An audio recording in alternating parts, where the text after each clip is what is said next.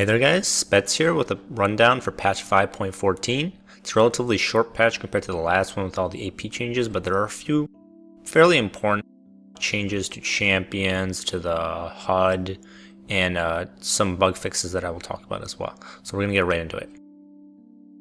The first major change, well actually this change is just an update that happened after the patch came out. There's just some bug fixes that happened with the minimap and the new HUD. For Mac client, so not too important. The Bligewater Burning Tides event is here with the Gangplank update, the rework actually, the Misfortune rework.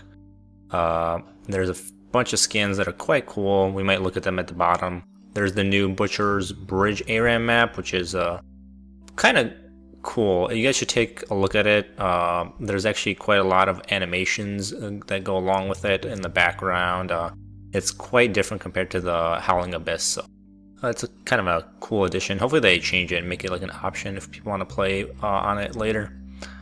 The main thing I want to talk about is the HUD update, the reworks of Gangplank, and Misfortune. Okay, so the first thing you guys notice is the color palette has been changed. The information, a lot of it has been reorganized, and in my opinion it actually feels kind of crammed. This is just the base, I don't know, format that you start with. The only thing that has been changed is right here. There's the FPS counter right here and the ping or latency right here. Timer's still up here, but a lot of the information has been changed to be in this location. So this is the base, and I'm going to switch it over to what I use right now just normally. So this is actually full size, so keep that in mind. This isn't like lowered in scale at all. This is where all the stats are, and a lot of people have been kind of complaining about this, and I don't know if it's mainly because people just aren't used to it and are just complaining for that reason. People are always going to try to resist change, but I think one thing they have to like complain about is that it's very crammed in the sense that a lot of the information isn't very clear. So like one thing in particular, before when you had these stats over here, you would have the stats being either blue or green depending on if you have something boosting your stats, either runes, masteries, or items. So let's say at level 1 you can see exactly if you have the right runes, the attack speed, it will be increased if you have a green number right there. Things like that. Also with enemies you can see exactly what kind of runes and masteries they have. That's one thing. Another thing that I want to kind of outline is that health and mana bars for your allies are very small. It's actually quite hard to see. When it was over here, I mean, you could scale it up, but this is as large as it will get. So I kind of don't like that. I want to be able to see my allies' health. So let's say you're playing Shen and you want to make sure, let's say if it's solo queue and you don't have voice communication, you have to be looking around the map. This actually helps you a lot when it used to be over here, and it used to be really easy. Maybe I'm just complaining, and again, we need to get used to it, but it's something that I don't like about it. So you know when you press C, you got a new window that popped up? I really like that because it was just clear. You could read exactly what stats you have, like what's increased, tenacity, all that stuff. It's all here. And right now, I'm not used to it yet, so I can't really judge for sure. But it's not as clear as it used to be. It might not be as big, and maybe people want that, where it's not in the way. But usually when you look at your stats, you're not in the middle of combat or anything, so it's not really a problem. So that's one thing. You press C to open this up and you get all your stats here. The icons, eventually people get used to, and they will know exactly what each of them mean. They're actually switching around. This is critical strike right here, and this is the range. You always know your range usually. So they're going to switch that around, so where critical strike is over here. So it's the basic stats that you're going to be shown. So I think that's a good change that they're going to make. It's not all negative, and people have been saying it's negative, but it isn't. So this will show you exactly what I meant with the ultimate cooldowns. Before, you only knew if your team had ultimates up or not. Now you can see exactly how long. It doesn't tell you the time, but it tells you roughly how long it is until they have their ultimates up. So right here you see it. You see like the health bars are kind of small, very hard to see. This is the enemy death for KO. Again, these are all small. Like I know they wanted to make things more, I don't want to say cram, but that's what it feels like, but they want to kind of open up the space so you can see the map more. And I didn't really have a problem with the old HUD, but it's just a change. Another thing I want to show you guys is that you can also see your ally summoner spell cooldowns. Another really good change. This, along with the ultimate cooldown changes, I think are very good. They're still working it out though, so there's some kinks in it. People are gonna have their opinions just because they're uncomfortable with it. With anything new, people are gonna be uncomfortable and try to resist it. So that might be part of the reason why people are fighting back. But there are some good things to it. Like I said, the Summoner Spell and Ultimate cooldowns are very good. I do want to have the option of customizing some things, so I don't like how the items are over here. I actually did like how it was kind of more spread out, where it was on this side. So maybe make it a little bigger, put it on this side. I don't know. You can switch your minimap, but not your items. So it kind of made me a little disappointed, but we still have to give it some time, in my opinion. So let's go back to the page. So one of the most important changes that I want to talk about for this patch is Gangplank, the rework for Gangplank.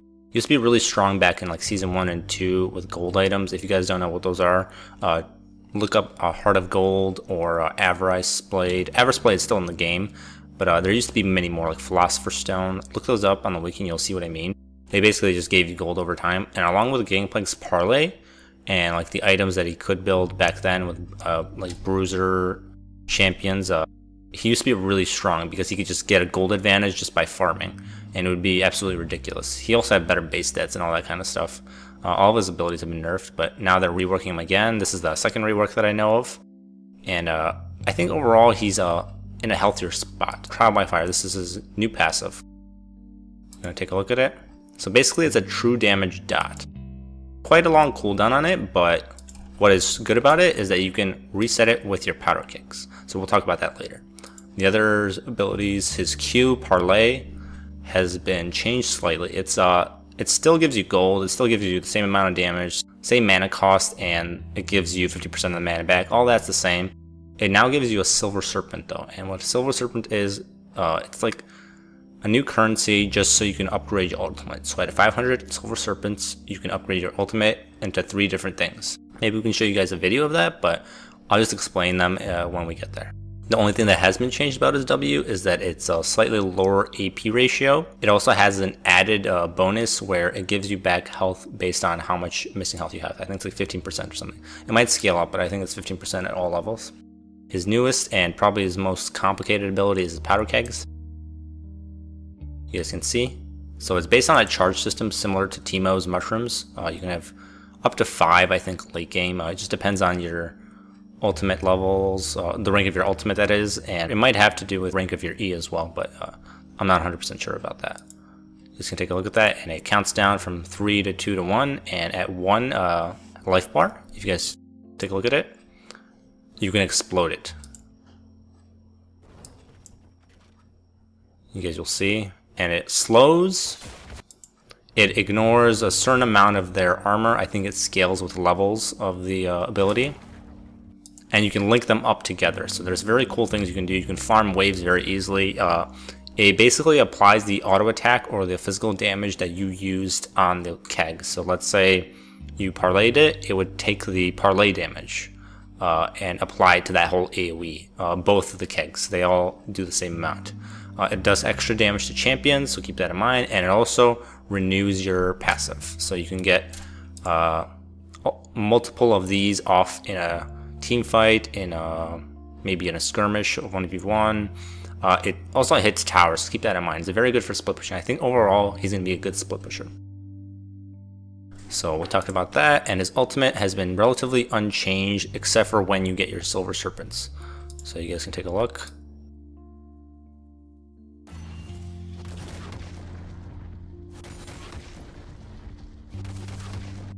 Okay, so the video itself does not show anything new. It's just that you can upgrade it with 3 different things. So one of them is on top of giving you, on top of slowing your enemy, it gives your team a movement speed buff. So it's that upgrade is called Raise Morale, so similar to his E, Gangplank C, but it gives like 30% movement speed, which is great in a team fight scenario.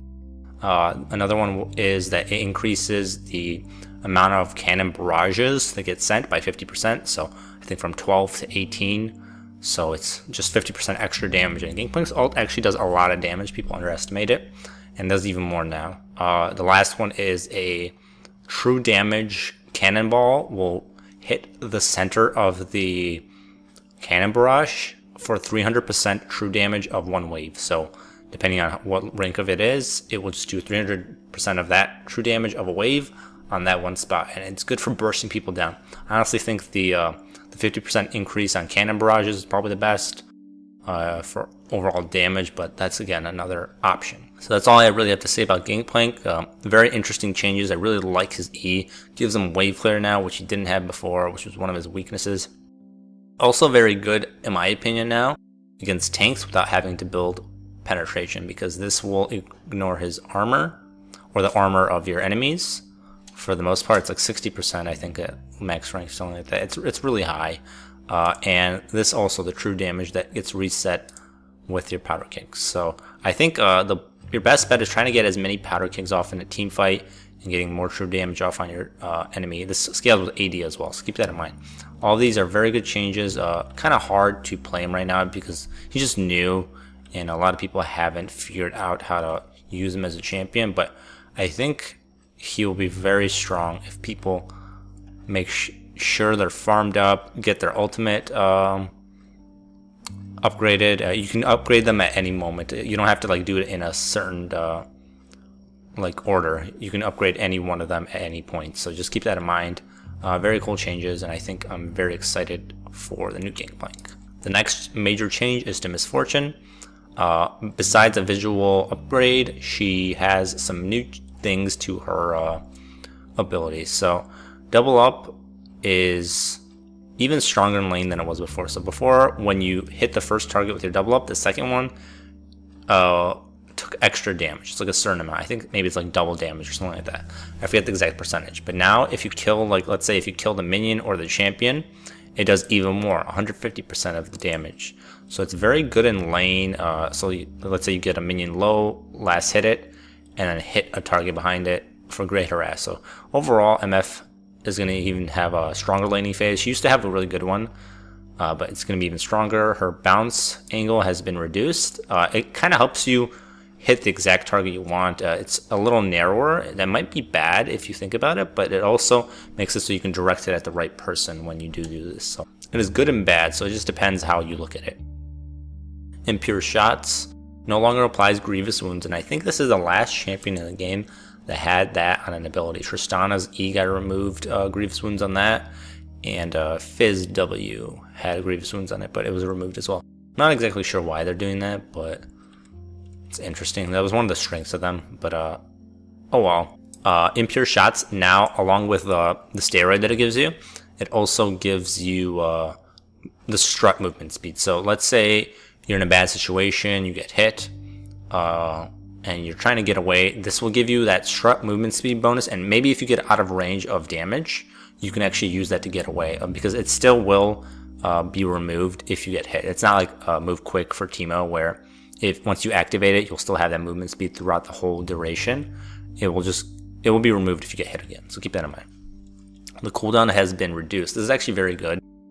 16 seconds at all ranks is actually kind of, it's okay for a steroid. It just depends. Other steroids are around the same, but I'm pretty sure they usually scale with levels. 12 seconds is very strong. Maybe along with the Ghost Blade or maybe some CDR and Masteries, this will be fairly good.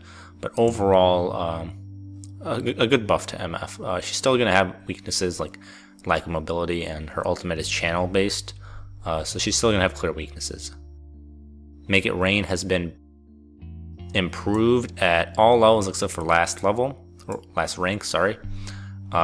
It's better as a 1-point wonder, so you can just keep this at 1 point throughout the whole game until you get to like level 18. You'll have a max rank, and you can focus on Q and Impure Shots, so just straight damage. And in that sense, it's much better. It's a 1-point wonder, basically. Next changes to Ahri. Charm has been made more consistent with other CCs.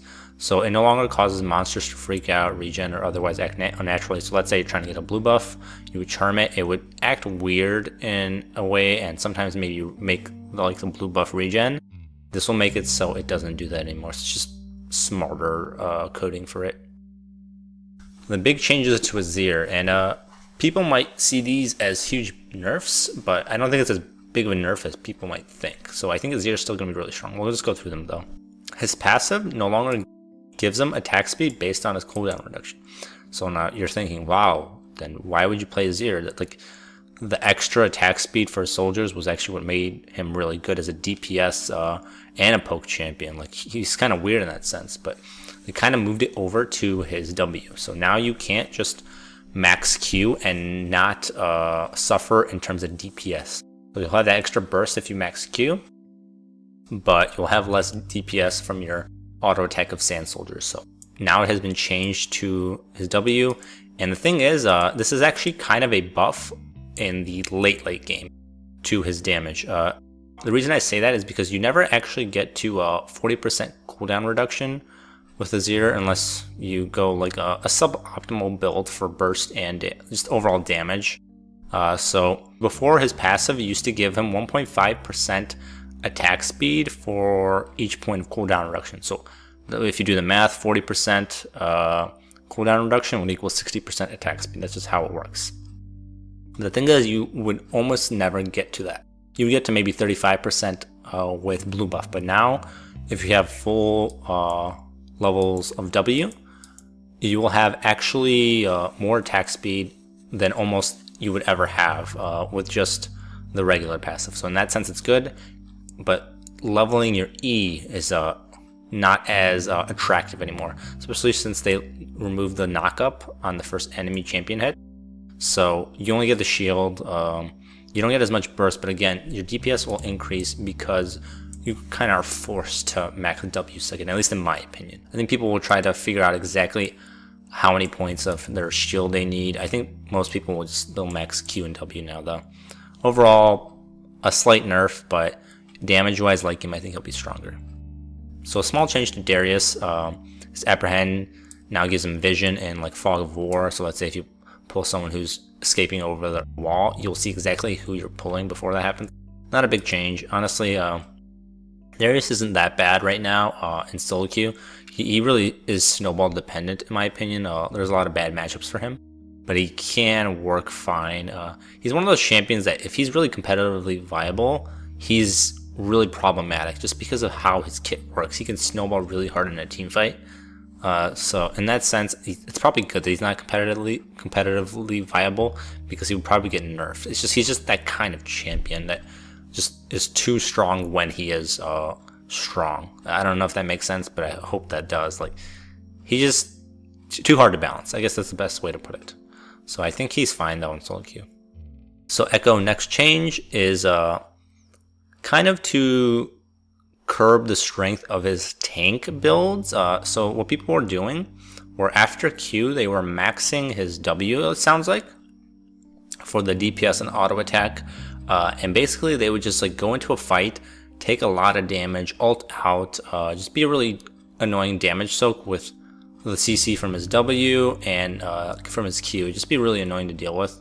But like they're saying his DPS builds, which I think Ekko is kind of like, his kit makes sense for DPS just because he can ult out as safety, do a lot of damage with his ult, very high AP ratio, things like that. But again, those builds haven't been working apparently, at least according to Riot, and I can see why. I think people just aren't that good at him yet. I know Soas has been playing him a little. People have been playing him in the jungle with Cinderhawk though, so I think that's mainly where people have been playing him and where he's found some strength. His DPS build, I think he's again like one of those champions that's really hard to balance because he is so elusive and so hard to deal with if he was really strong. And I think he's fine. Maybe people need more time. Maybe the meta isn't right for him. Again, like I said, he's built more as a tank now than as like an AP burst champion, which I think is what he should be. But again, they nerfed his AP ratio, so what do you expect? I don't really understand that. They kind of did that last patch, or maybe 2 patches ago, and then they're doing this now. So I don't know. Maybe they should revert those changes. That's just my opinion, though. So Elise got quite a good buff. I don't know if it was last patch. I think it was, or the patch before that, where they buffed her E and they changed the way her passive and her W worked. She no longer had to use her W to heal. She could do it off normal auto attacks. Now they actually gave a huge buff to Cocoon. So I think it was 1.5 at every level before all the nerfs to Elise in Season 4. but now they made it 1.6 at level 1, and you don't even need to touch this ability. It's even better than it used to be. Now it's 2 seconds at rank 6. It's kind of overkill. I mean, she got a buff last patch and she was doing fine. I think they did nerf Runeglaive a little, so that did hurt her. It made it so Runeglaive is physical damage on the auto attack portion, so in that sense it was a little weaker. We'll talk about that once we get down there. They also made her spiderlings do magic damage, not her exactly on auto attacks, instead of physical damage. Again, a buff. Spiderling ratio on hit, another buff. Movement speed, this is just to make it in line with your movement speed. Again, another buff. Fixed a bug where spiderlings wouldn't move or attack for 4 seconds after initial cast of repel. So that's just a bug fix, that's fine. But again, just a lot of buffs to Elise. Along with her previous changes, I think this is overkill. They really didn't think through with this, or they just want to make her strong again, which is what I think Ryze is doing with this change. They just want to make her strong again. She is a very cool, like, carry-centered jungler. I think building her AP is probably better. I know a lot of people in competitive junglers don't get gold, so they can't do that and just build like tank CDR to be a stun bot late game, but I don't really like that. I think her AP ratios are still very good now. Her damage is high as an assassin-y kind of bruiser champion, so I think she's quite strong now. They also buffed Evelynn. I think Evelynn is going to be very strong now. They're bringing back kind of like the old champions. I think Elise is the last one of the triumvirate of Season 4. Still not that great anymore. I mean, people have been playing him because he still has a lot of early game damage and playmaking potential, so he's still good in that sense, but he just doesn't scale very well unless you want to insect someone. That's the only way you can really change the course of the game. They buffed Evelynn though, extra damage on the last rank of Q. It just scales better. And Agony's Embrace is an even better slow, 80%. I mean, it was already really high. I don't think this was necessary, but I don't know. They're just making Evelynn strictly a threat in team fights again. This won't make that much of a difference, this damage buff, but it will help her. I mean, 80 is kind of pitiful. Even though it is a low cooldown ability, that's pretty bad, let's be honest. The next change is to Kalista. So the recommended items have been updated. Don't really care about that. Q, her Pierce, now properly Qs up to cast after her basic attack completes. So before you could cast it mid-jump on your auto attack, so you can get more distance and increase your DPS. But now that you can't do that, it might mess with some things. So now you can at least Q it after your auto attack, so it immediately goes. I don't think you want to do that. You want to just make sure you aim in the exact direction you want it to go as you land, not before. If you queue it up, you might mess up. They might sidestep it. So not a big deal, but whatever. Sentinel now properly queues up to cast after a basic attack. So same thing. Interesting. I guess just quality of life kind of changes. I don't know. But overall, not a big deal. Rumble, Q and R don't damage untargetable enemies. Okay, so these sound like bug fixes. So Flame Spitter no longer damages untargetable enemies. Should never have happened. I guess it's just a bug. No longer damages enemies who outrange Flame Spitter's damage. Again, just bug fixes, they sound like. Again, no longer damages untargetable enemies. So things that just should not happen. So maybe in Zonias people are getting hit. I think Rumble with the last patch with the Ryze and the Leandry's buff, he's just ridiculously strong. I'm really surprised that people haven't been playing him more. I think he's really strong. His teamfight ability is just insane with just such few items. And now that they're more efficient, I just think he should be played almost every game. But I think once people are allowed to play this new patch competitively, which I think they are. I think 5.13 is the one that most people are playing on. I'm just surprised he hasn't been played more in competitive, but whatever. Ryze, okay, so I really don't like this change. We'll just go through it, but Ryze I know is fairly strong right now. I mean, his AoE teamfight is really good, but I never like when these kind of changes happen. So there's the stack duration of his passive from 10 seconds to 6. I think that's fair. 10 seconds is quite a long time. It used to be 12 seconds. Now it's down to 6. I think that's fair. It just lasted so long, so you can wait to catch your abilities to keep it up. 6 seconds is still a good duration. The nerf to his Q, I think, is a little overboard because it is a skill shot, but you're nerfing it to be weaker than it was before you made all these changes. So I don't know. They also are nerfing his E at the same time. So I don't like this. They're nerfing the AP ratio of it too. So just overall, a huge decrease in damage. I think he's still going to be played, but I think it's a little overboard. The thing with Ryze is he's really weak in the early game in a 2v2 scenario or a 2v1 where he's being ganked. He's really weak. And I think, I don't know if it was Cloud9, but someone played Rengar and another, I think maybe Maokai in the top lane against Ryze, and he was just smashed. It might have been Huni. I think Huni got smashed early game when he was playing Ryze, and honestly, it really showed the weaknesses of Ryze and that he isn't just invulnerable at all stages of the game. The thing is that in that same game, he came back because of TP plays that the enemy team should have seen. But again, it just shows he isn't like invulnerable at all points in the game, and he does have weaknesses. So I don't think all of this is necessary.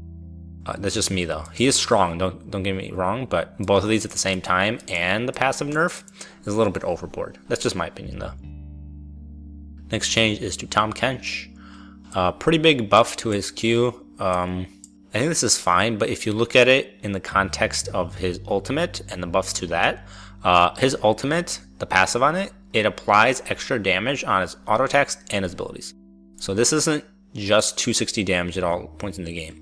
It scales off AP and HP, keep that in mind. And now that that's been buffed, I think he's going to be quite strong. I think he's better as like a top laner and maybe as a jungler. His clear isn't the greatest early on, but I think he's just better with levels. They also buffed the cooldown of his early ranks of his ultimate, which I think is fine. 2 minutes is actually fairly long. 160 is kind of insane. But again, the power of it to gank lanes and just like make plays on the map is quite high, especially if people are able to use it to its full potential. So you grab a buddy and he comes with you. So like let's say you grab a Malphite or just like any high impact champion is very strong in that sense. And I don't like how they buffed him just yet. I think people need more time. But I guess I understand they want more people to play him, and this is like an incentive to play him. Play him, guys. He's stronger now. And I think they'll nerf him over time, though, because these numbers, they don't seem like much. Oh, Tahm Kench sucks. He's new. He's going to be strong. I know for a fact. Gnar was at one point really weak. They made a small buff to him, quality of life changes, and he was played constantly in every region. So keep that in mind. It's too early to tell. So Vayne's Tumble now goes on cooldown when you start the auto attack and it gets sent out. So it doesn't actually have to hit the target for it to start going on cooldown. And this increases the speed at which it goes on cooldown, but it also prevents things like Zhonya's and like invulnerabilities like this Elise repel from stopping that and just reducing your mobility. So this is a small quality of life change to Vayne. I don't think it was necessary because she is, I think, okay right now. She does have a really weak early game, but in the tank meta where there isn't as much burst from the jungle position and the top lane position, she's fairly strong. She just cuts down tanks in the late game. But again, she's not that strong in my opinion. I think it just depends on the enemy team really making use of her weakness. But in lane swap scenarios, she kind of just skips all that. So I think this wasn't 100% necessary, but it's nice, I guess. We'll have to see though. I think she's decent though right now. So the third Q of Yasuo, Steel Tempest, now applies on hit effects. So now it applies crit, I'm pretty sure that means, and Sheen. I know it procs Sheen now too. So this kind of makes it more in line with his other Qs, the non-tornado versions of it. And I guess it makes him a little stronger. I think Yasuo is okay. And I think now that Braum has seen more play, Yasuo will come back with more picks. But A lot of his abilities have been nerfed. I just don't know anymore. I think he's still very good, and he can still really change team fights if he gets a good tornado and ultimate off. But his early game's a little weaker than it used to be, like way back. It has been buffed slightly, but I think he's an okay champion. He just needs the right team to work with him, like a Braum or another knockup that will help. Maybe like a top lane Yasuo. I've seen that sometimes with Orianna mid. That sometimes works in competitive. So I think he's okay though, and I think he's definitely worthy of play if he has the right team. The next change is to Hunter's Machete. Just a quick change. Basically, instead of 3 mana per second long combat with monsters, it's 4 mana per second. So keep that in mind. It's per second, not per 5 seconds. So it's per 5 seconds an increase of 5 mana. So pretty good. And that's just with Hunter's Machete. It just helps AP and mana-based champions keep up with their mana costs early on. Especially if you don't blue buff, this helps. The next change is to Runeglaive, the nerfs to it that people have been waiting for some time. It no longer converts basic attack damage into magic damage. So this does hurt some AP-based champions. Like I said, Elise, it will hurt a little. Evelynn, if you're going the magic damage base build. It does make you more mixed damage oriented, which is not bad. It's hard to itemize against you, but again, it's kind of a nerf if you do get magic penetration. But it's mainly to curb champions like Ezreal. It's mainly Ezreal. He's really the thing that really got this item nerfed. And it's kind of annoying that it had to be nerfed in this way. It only applies on monsters now. This is the AoE damage portion. So I think this is honestly, I don't know if this would have been enough by itself to curb Ezreal's strength, but I guess I understand. Deals double damage to the first monster hit. So this actually does help in the jungle more. So it's more jungle oriented, not lane oriented. So I think that's fine. I think overall it's still going to be good on champions like Elise. Still very good for the on-hit portion it gives you in the AP. So for champions, it's still decent. It's very cost efficient. The CDR as well. But it's better for clearing now, actually, which I actually kind of like. So the newest item to the Summoner's Rift is Zeke's Harbinger.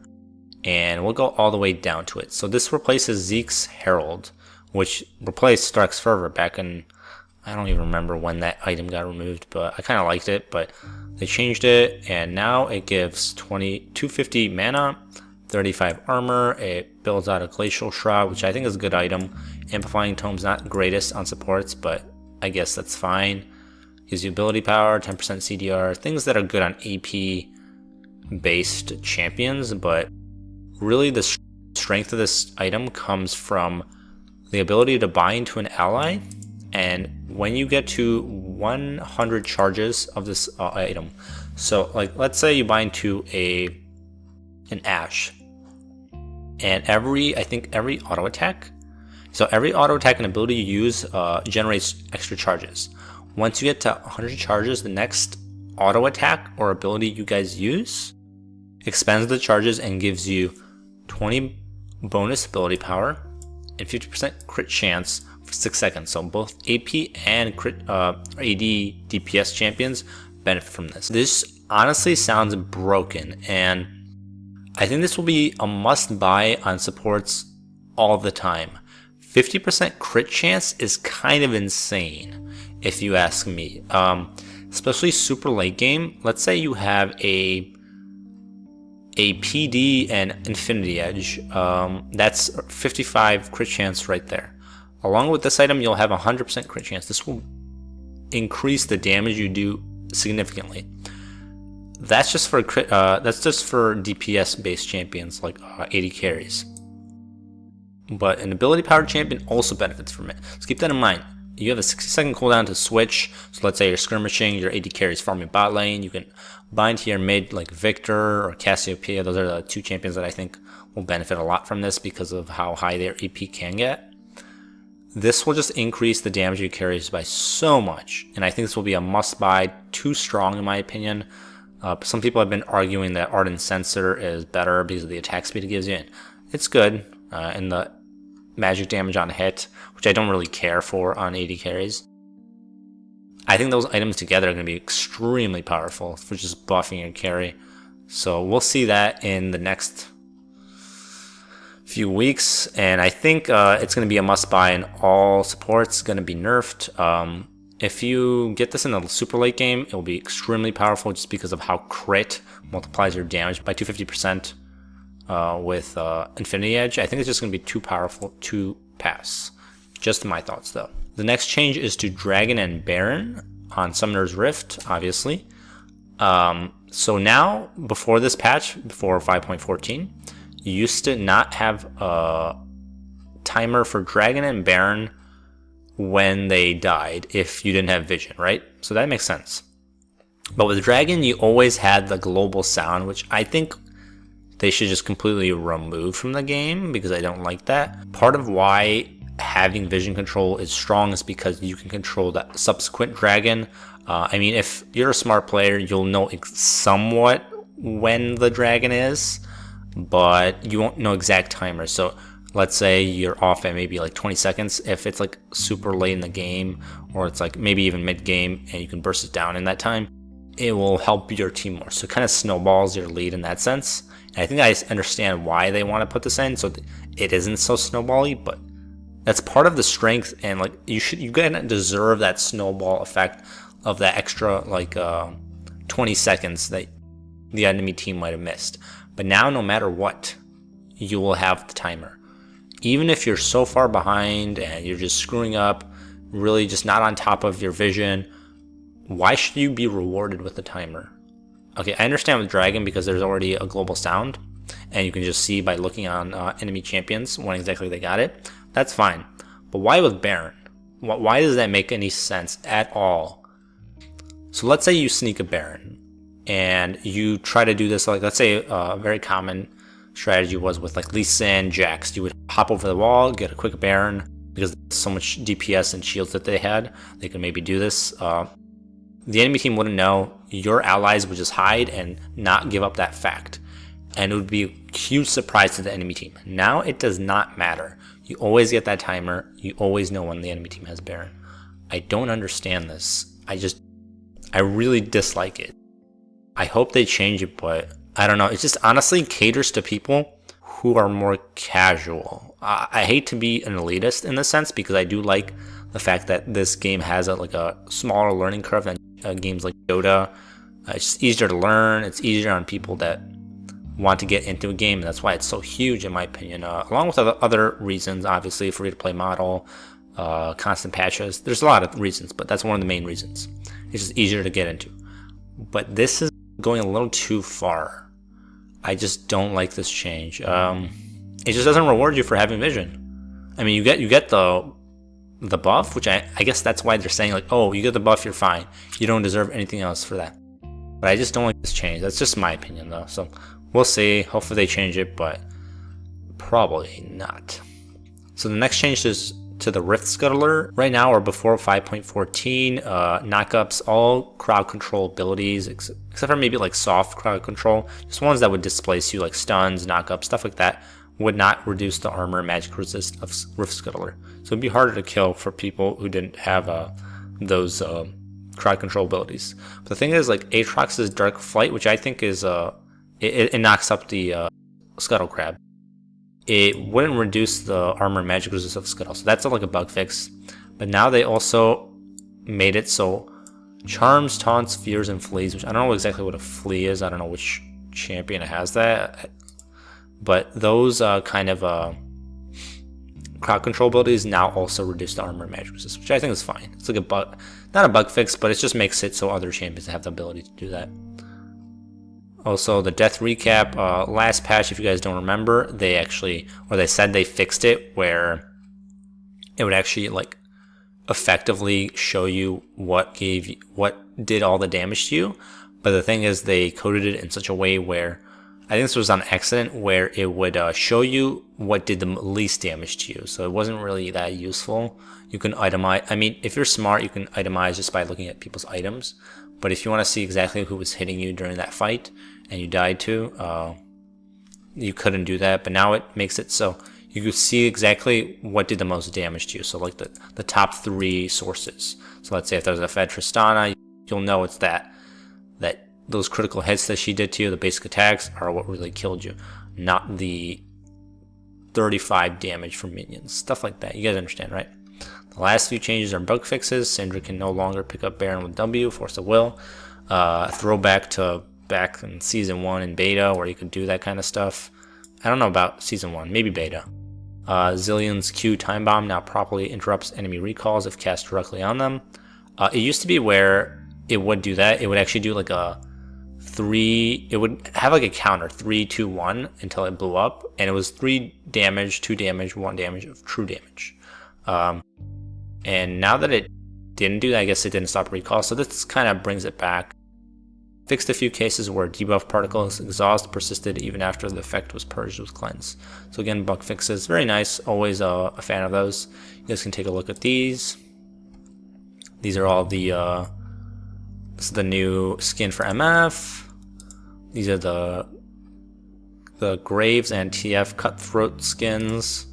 And then these are all the other pirate skins. The Garen, Quinn, and Aatrox.